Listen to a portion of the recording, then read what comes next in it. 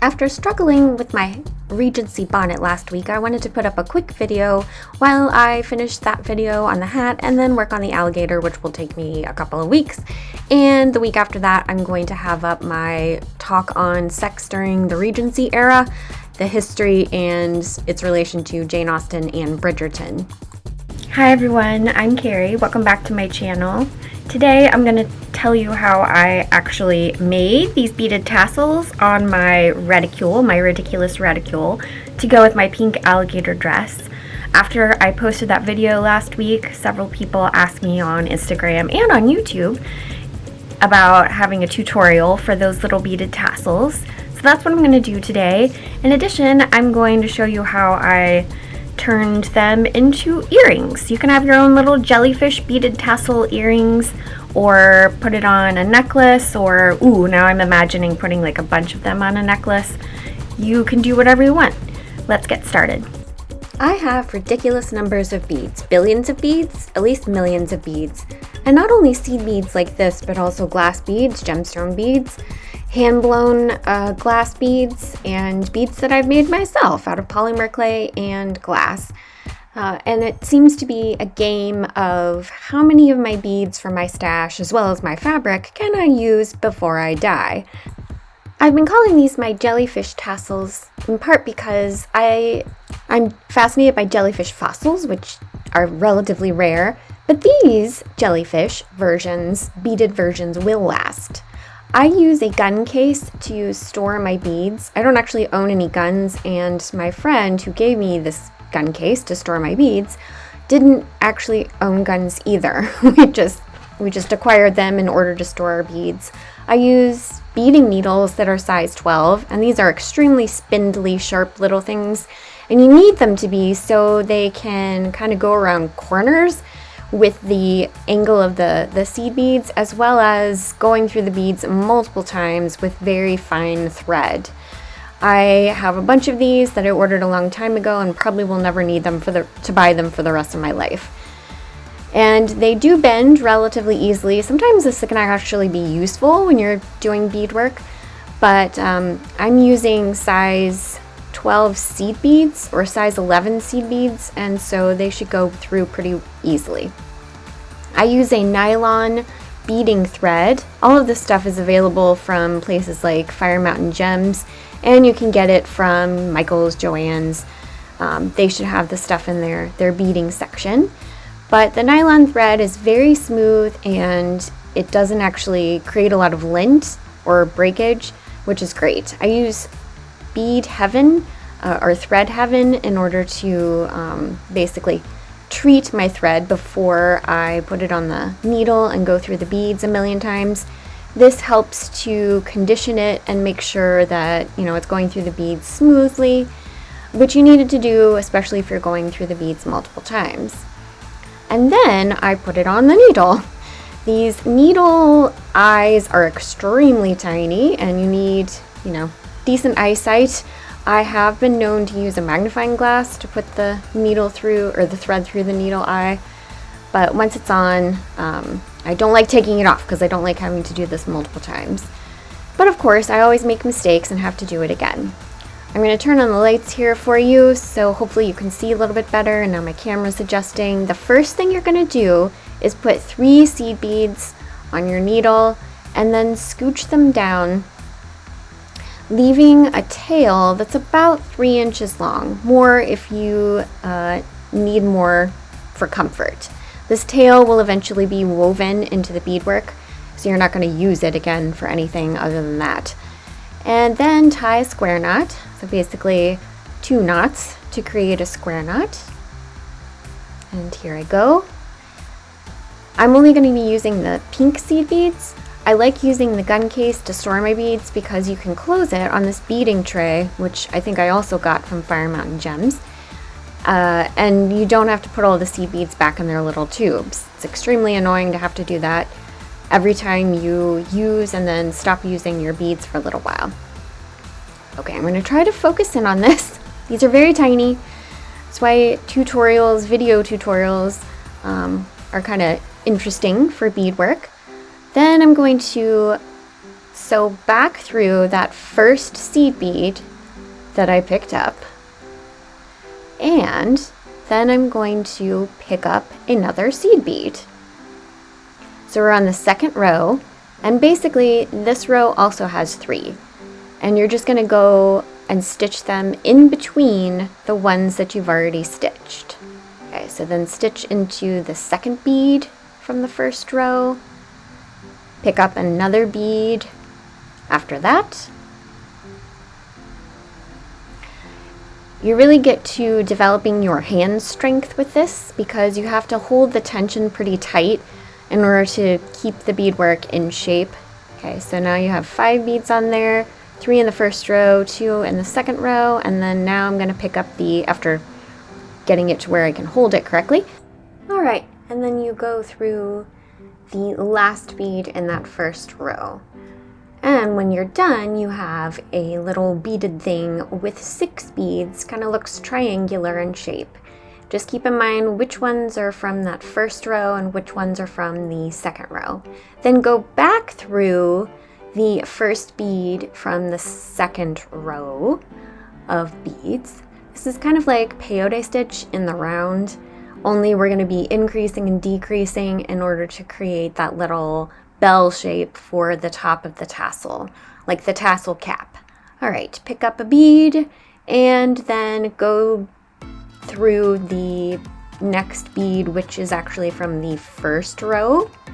The point here is that we're going to create a little thing that has 5 beads sticking out, a little bit more than the others. Pick up another bead and go through the next bead, which is from the second row. All right, and make sure you pull it tight. See how I'm holding on to the tail. The tail is there in part to hold on to help keep your tension. And of course you can't really see anything because the camera's not focusing, sorry about that. And then pick up another bead and go through the next bead, which is from the original first row. Nope, not that, Carrie. Just the one bead. Okay. It is not intuitive. This part is not intuitive. Sometimes I am just going by feel. I got this little pattern for the little flower, star flower, in my bead tray down there from Bead and Button. I don't know which issue. It was from the early 2000s. See, now I'm thinking about it. Where do I put a bead next? Then just go on through that next bead, which is from the second row. Pick up another one and go through the next bead that's from the second row. So basically over top one of those beads from the first row. And it'll look a little wiggly, like there should be less space in between there, but that's fine. It'll be fine. Don't worry. Again, you gotta hold your tension really tight. And now I have 5 little beads that are sticking out a little bit more than the other beads. So this next row is basically going to go in between those 5 beads that are sticking out. So I'm going to go back through the first bead from the third row of beads and just start stitching beads in between the little 5 that are sticking out. So 1, this is when it's useful to have nails because you can scooch the bead down a little bit. 2, and just keep going around in the same direction. You're pretty much going to go around in the same direction the whole time. And 3, I have flung so many beads while doing this. They just flick off the end of the needle. So be prepared for that. Tightening, tightening, and 4. And then the last one in this row, 5. I love beads and I've made so many things with seed beads. I really need to get back into it. I've made quite a bit of jewelry over the years. Now you're going to try to tighten this up even more and start to mold it into a little cup shape. Okay, and again you have 5 little beads. They're sticking out a little bit more than the other beads. Go back through the first bead from that last row and tighten it up. Sorry, my camera's not focusing. I have given myself hand cramps doing this, by the way, especially when I make like 20 flowers in a row. Okay, so tightening, tightening, tightening, getting a grip. I swear you spend most of the time just like maneuvering your hand and getting a grip on the beads. And you're just going to put beads in between those beads that you just stitched on. So again, 1, tighten up, 2, and tighten up. And again, this is the little cap for the tassel, or the jellyfish head, even though jellyfish don't really have heads. They barely have any sensory anything, or not sensory, but they don't really have much in the way of brains. All right, tightening up, tightening up, tightening up. And I keep going like this. You can make these in, of course, any color you want. You can see I have some cobalt blue, almost metallic looking beads down there in my bead dish. And I'm gonna make some with those next. But I love pink right now with my pink alligator gown, so I'm just gonna keep on going with the pink. And I keep going and keep going. Again, it's very important to keep the tension. I tried to teach this to some grad students, fellow grad students. Oh, a nice little cup, a little bead cup there. So cute. Anyway, and it was a disaster. We used larger beads, pony beads, and it was still very difficult. And I realized that not everyone is used to working with these tiny, fiddly details. If you sew or you do beadwork, you're probably already a bit used to doing this. Okay. Now, I am picking up, so after going through the first bead from the last row, I am picking up 2 beads. So we're doing a little bit of an increase here.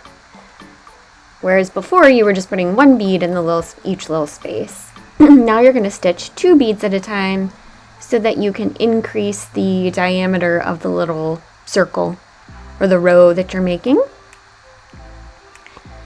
And this is where you could start making a little flower, but I'm not going to make a flower. I am making the cap for a beaded tassel. And you keep going around like this, 2 beads at a time for that entire row. And then once you get to the end of this, you will go through the first bead of the last row, the first bead of the last row. Okay, but now you can see that there are 2 little beads in each of those pockets between the ones that are sticking out the most. Now you're going to go through one of the 2 beads, okay, and put a bead in there on 10 single beads. So 1 between each of the pairs, as well as 1 between each of the sets of pairs, if that makes sense. If not, let me know in the comments and I'll try to describe it a different way. Okay, but this time you're stitching on 10 single beads, keeping your tension tight. And you notice it looks a little bit flowery, which is to be expected. I have sped up this video. I am not this fast.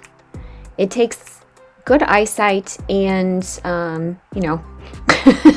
good hand-eye coordination. Oh, isn't that pretty? So pretty. Now I have 10 single beads sticking out. Now I'm going to put 10 single beads in between those. Okay, so the same as what we were doing before with the 5, now we're doing it with 10. Okay, this is how you increase in peyote stitch. Okay, you add 2 where you normally would have had 1. Okay, and as I keep doing this and keep shaping it into a little cup shape and holding my tension tight, I am going to end up with kind of like the rounded top of a jellyfish head. if we're lucky. Let's see here. No, I promise it'll work. If you follow these directions, I promise it'll work. Really, again, the key is keeping the tension taut. Very, very taut. And I'm just going to do this a couple more rows, for a couple more rows of 10 until the very last row, and I'll show you how I do that when I get there. But what are you guys reading or watching right now? I am listening to the next book in the Deborah Harkness All Souls trilogy. I listened to A Discovery of Witches. Okay, so here I'm starting my next row of 10 single beads. And then I listened to, what was the second one? Shadow of Night or something like that. And that one was pretty cool, even though the general premise of a controlling vampire and a much more fragile woman that he falls in love with and wants to control seems eerily similar to Twilight. The other parts of the premise of the story, you know, that she's a powerful witch. Sorry if that's a spoiler. I think you kind of realize that pretty early on in reading the first book, though. And then they go back in time, which is super cool. But now I'm in the third book, and again, there are similarities to the Twilight Saga. And I'm like, okay, can we come up with a new plot line? But anyway, the fact that I've listened to all these... Oh, see, we have our little bead cap here. And then this last one... Yay! Little bead cap. As we finish off this last row of 10 beads here, I'm also watching on HBO Max Ghosts, which is a British comedy about this couple that moves into a haunted house, and the ghosts at first don't want them there. They can't see the ghosts try really hard to bother them, and they accidentally end up injuring the lady. All right, here, my very last row, I'm going to put only 5 beads. So I'm basically going to stitch one and then skip the next gap, and then stitch one and then skip the next gap. And this gives it a kind of a toothed edge, even though jellyfish don't typically have these. They don't have teeth. But I like the way it looks. Okay, so that's what I'm doing here. But anyway, Ghosts is pretty funny. Are you watching anything fun on Hulu, Netflix, or what are the others? HBO Max, Amazon Prime. I've been just waffling between audiobooks and trying to find shows that I like on those channels. But once you have your row of 5, then you are done, and you can just stitch the thread back up into the beadwork. I stitch it all the way back up to the top and tie a knot with that other thread, and then I end up cutting it off. Now I'm going to show you how I made the bead tassel-y part.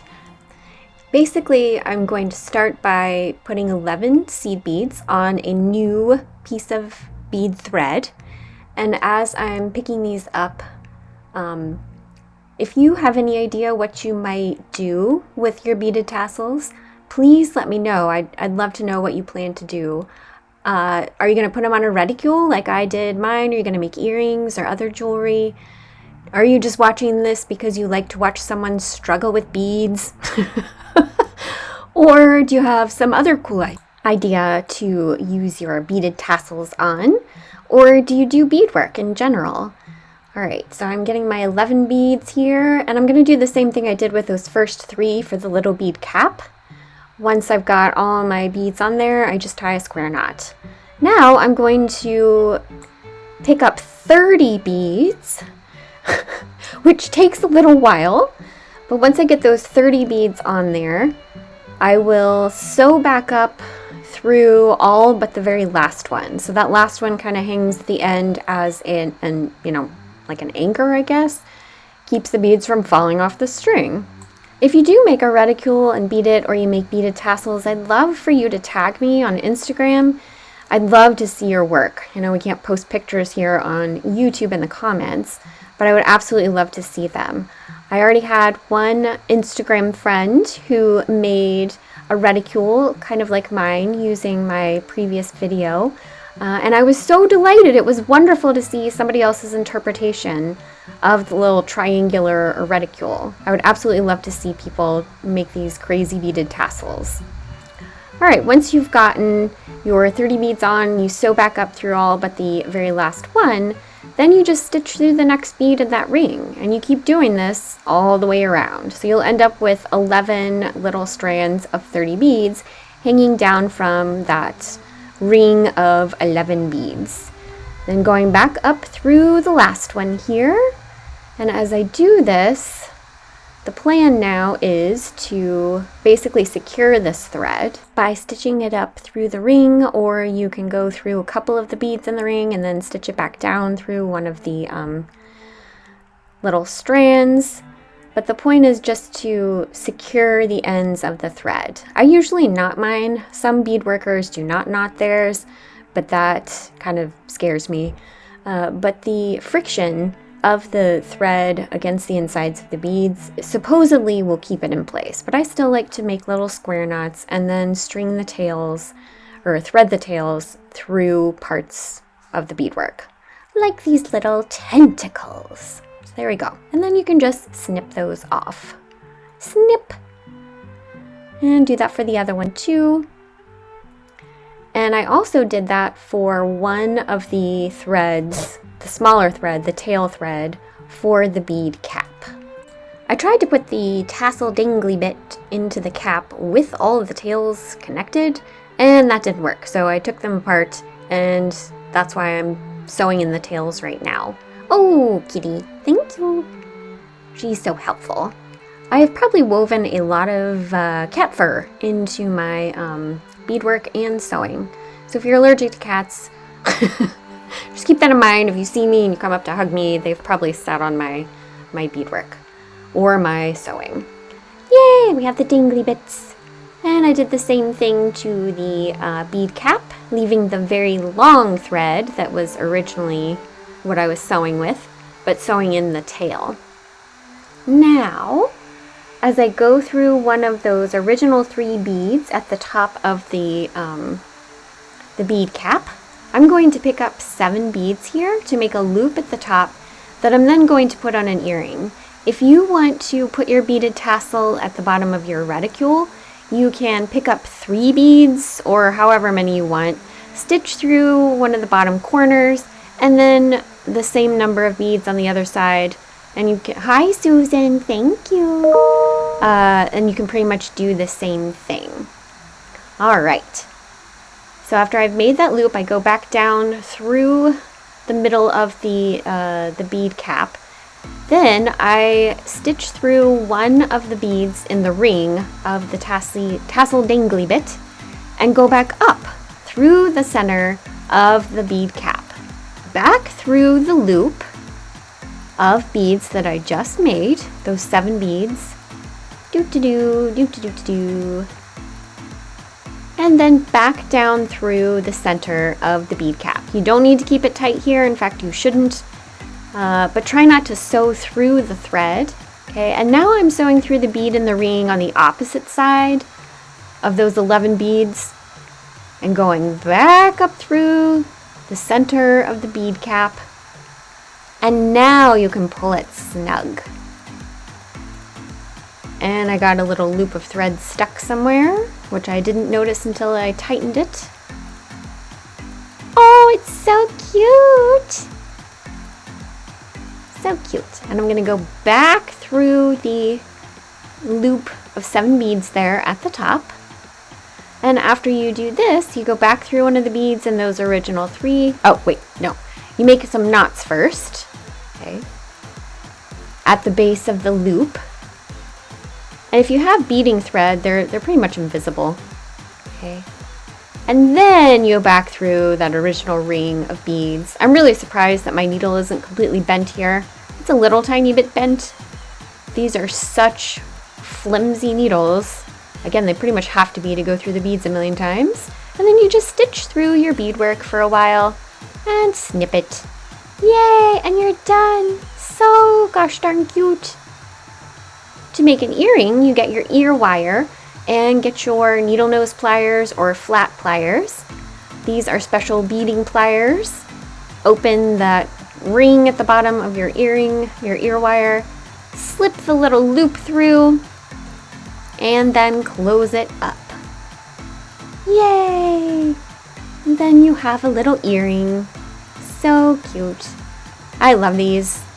And now I need to go make another one, because to make this video available on Friday, I needed to finish this pretty quickly. But you can see that I'm really enjoying my beaded tassel earring. I like the way it feels against my face. So awesome. Thank you so much for watching. Please subscribe if you liked this video and want to learn more about my costuming adventures. And I will see you next time. Thanks. Bye.